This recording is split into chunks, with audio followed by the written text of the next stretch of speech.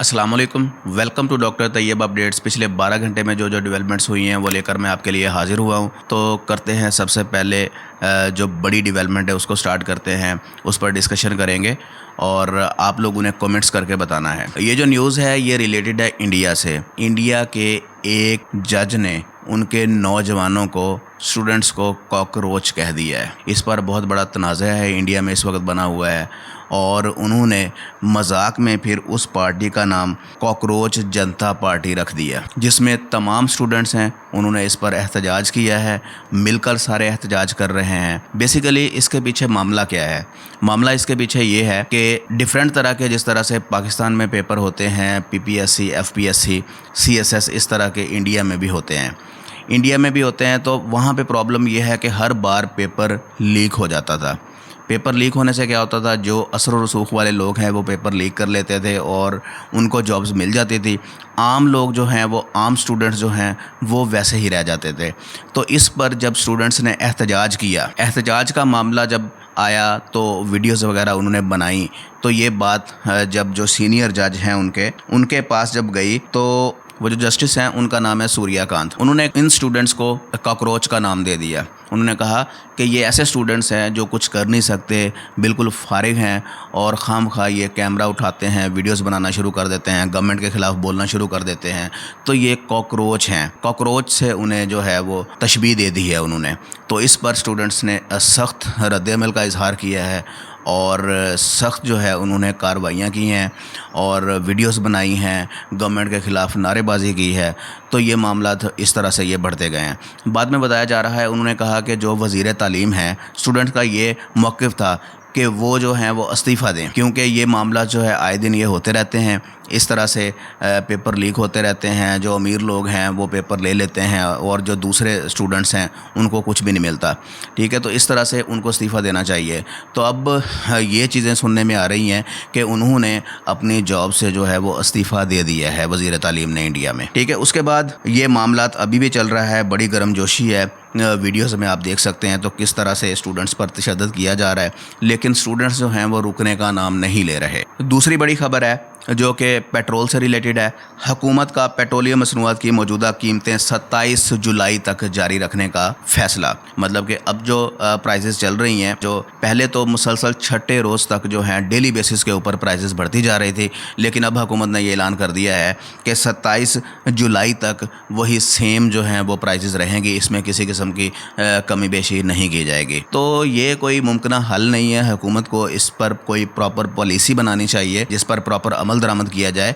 तो अदरवाइज़ इस तरह से आए दिन प्राइसेस बढ़ने से, आपको पता है रोज़मर्रा की ज़िंदगी है उसके मामला सारे ख़राब होते हैं। फेयर चार्जेस में इजाफा होता है, जिसकी वजह से पूरे मुआशरे में, पूरे कंट्री में महंगाई की रेशो जो है वो बढ़ जाती है, जिसकी वजह से गरीब आवाम पर बहुत ज़्यादा लोड पैदा होता है। तो गवर्नमेंट को चाहिए कि इसका प्रॉपर नोटिस ले, इसका कोई प्रॉपर रद्द-ए-अमल निकाले, तो फिर उस पर अमल करे। ये 1-2 दिन स्टे करके फिर 1-2 दिन के बाद फिर 15-20 रुपये अचानक से बढ़ा देंगे तो ये मामले का हल नहीं है। ईरान ने जो है अमेरिका को ख़बरदार कर दिया है और ईरान ने उन ममालिक को भी ख़बरदार कर दिया है जो अमेरिका का साथ देंगे। ईरानी पासदारान इनकलाब के तर्जमान ने कहा, कोई भी मुल्क, चाहे वो बरतानिया हो, खलीज फ़ारस हो और या दीगर ममालिक हो, अगर वो अमेरिका की जंग में इसका साथ देंगे तो वो हमारे जायज़ अहदाफ होंगे, हम उन पर भी हमला करेंगे।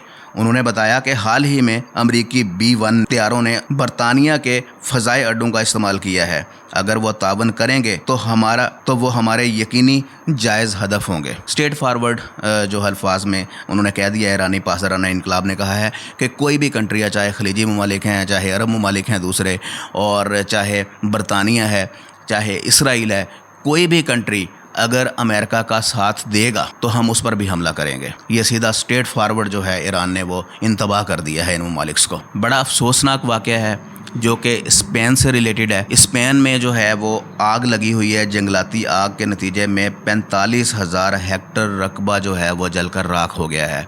आप इस वीडियोस के अंदर देख सकते हैं किस तरह प्रॉपर काबू पाने की कोशिश की जा रही है इस आग पर, लेकिन ये आग जो है वो थमने का नाम नहीं ले रही। पूरी कोशिशें जारी हैं गवर्नमेंट की तरफ से, लेकिन ये आग भड़कती जा रही है और बताया जा रहा है 45 हेक्टर रकबा जो है इसकी जद में आकर जल कर राख हो गया है। एक बड़ी खबर से आपको आगाह करते हैं, ईरान ने ऐसा मिसाइल जो है वो तैयार कर लिया है जिसने अमेरिका की नींदें उड़ा दी हैं। उस मिसाइल का नाम है खैबर शिकन मिसाइल। अब इसके बारे में थोड़ा मैं आपको बताता हूँ। खैबर शिकन मिसाइल जो है, वॉल स्ट्रीट जर्नल के मुताबिक ईरान मशरकी वस्ता में अमरीकी फ़ौजी अड्डों पर मरबूत हमलों में अपने खैबर शिकन बैलिस्टिक मिसाइल का इस्तेमाल कर रहा है।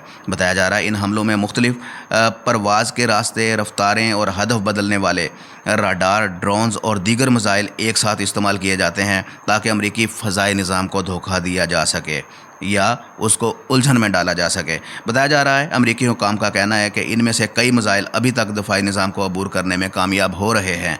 खैबर शिकन मिसाइल के बारे में अगर बात करें, जैसा कि मैंने बताया कि एक ज़बरदस्त किस्म का मिसाइल है जो कि अमेरिका को तबाह बर्बाद कर रहा है।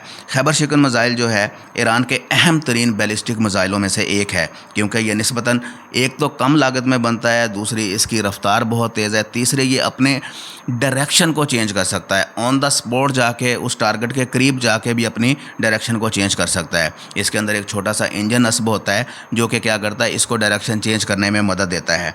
और बताया जा रहा है कि फिर ये तेज़ी से लॉन्च होता है। तेज़ी से लॉन्च होने की वजह से ये अपने टारगेट्स को मैक्सिमम अचीव करता है। इसके बाद इक़साम में अगर देखें, रास्ता तब्दील करने वाला रडार इसके अंदर नस्ब होता है जिसमें एक छोटा सा इंजन, जैसे मैंने पहले बताया कि मौजूद होता है। ये परवाज़ के आखिरी मरहले में भी अपनी सिमत तब्दील कर सकता है, जिसकी वजह से इसे फ़ज़ा में तबाह करना मज़ीद मुश्किल हो गया है। और ये अमेरिका के लिए जो है वो समझ लें कि ऐसे गले की हड्डी बन गया है। और अमेरिका के कई फ़ौजी और उसके साथ साथ उनके जो एसेट्स हैं, उनके जो हवाई अड्डे हैं, एयर बेसिस हैं, उनको बुरी तरह से तबाह कर रहा है। अमेरिका का जो एयर डिफेंस सिस्टम है इसे डिटेक्ट करने में नाकाम है और जिस वजह से शदीद नुकसान पहुंच रहा है अमेरिका को। फ़िलहाल के लिए यही अपडेट्स थी। मिलते हैं नेक्स्ट अपडेट के साथ। फ़ी अमानिल्लाह। Welcome to doctor Tayyab sports updates. पिछले 12 घंटे में स्पोर्ट्स में जो अपडेट्स हुई हैं, जो डेवलपमेंट्स हुई हैं, वो लेकर मैं आपके लिए हाज़िर हुआ हूँ। तो सबसे पहले बात करते हैं पाकिस्तान और वेस्ट इंडीज़ के दरमियान जो फर्स्ट टेस्ट मैच खेला जा रहा है, Pakistan tour of West Indies.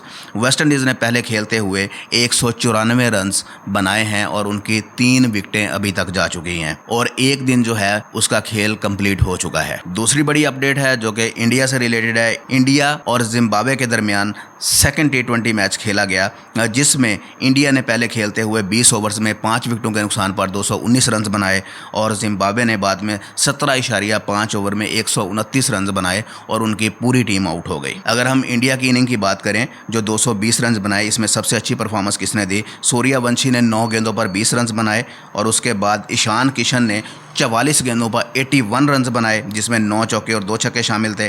और शानदार इनिंग का मुजाहरा किया तिलक वर्मा ने, जिसने 29 गेंदों पर 60 रन बनाए और 5 चौके और 3 छक्के इसमें शामिल थे। तो इस तरह से एक बड़ा पहाड़ जैसा स्कोर खड़ा कर दिया, जिसको बाद में जिम्बाब्वे कंप्लीट ना कर सका। जिम्बाब्वे की टीम में कोई भी ऐसा प्लेयर नहीं था जिसने इतनी अच्छी परफॉर्मेंस की और अपने टीम को जितवाने की कोशिश की।